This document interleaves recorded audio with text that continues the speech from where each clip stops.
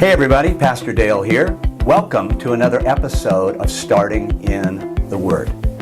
Well, I've got to believe that this message of people of a different spirit is gripping you like it's gripping me. And in this episode, we come to this very, very important point, and that is this. People of a different spirit are willing to conquer great giants by comparing them to a greater God. You know, the 10 spies compared themselves to the giants, and compared to the giants, they seemed small. Now, I'm going to ask you a challenging question right now.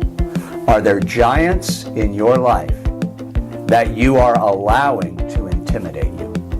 Are there things that are large and looming that you are allowing to bear down on you and say to you, this is too great, this is too big, you will never make it? I want to say to you today, God would say, don't compare yourself to the giants. Don't allow the giants to taunt you.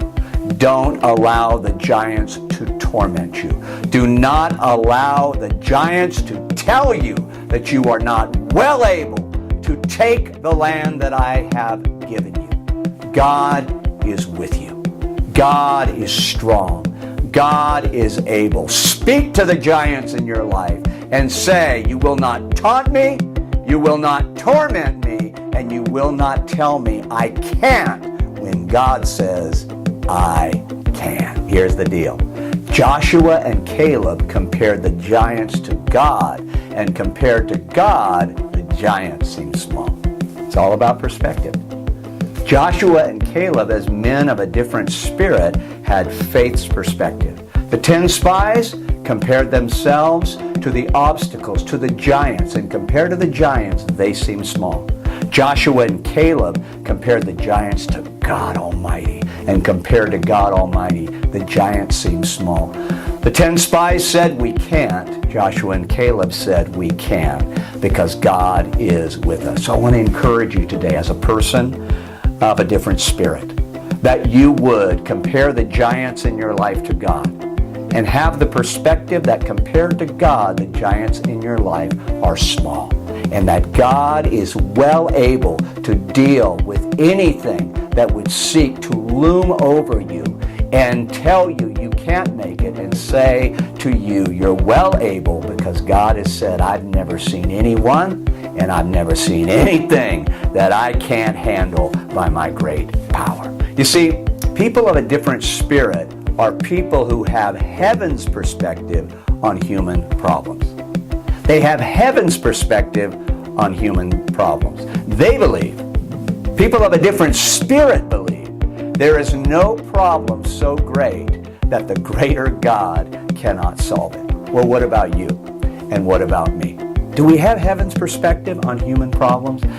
I am so prone sometimes to get so focused on the problems around me and how I'm going to solve the problems around me that I forget to look up and realize that heaven has never seen a problem that it couldn't solve.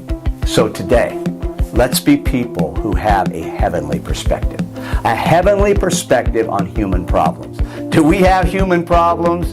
We sure do, each and every day. But if we look at those problems from heaven's perspective, what we're going to find is that God has a solution for every problem that we face. So here's the thing that I want you to see.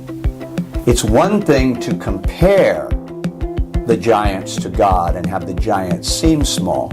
It's another thing to actually conquer those giants. That's what Joshua and Caleb did. Eventually, God brought them and a new generation of people into the land. And guess what? The ancestors of the former giants were now there in the land and were the current generation of giants. And Joshua and Caleb, by God's great grace, conquered those giants. Perspective is so important, but it must lead to purposeful action that brings about a desired result. The giants that raised themselves up came down by the power of God.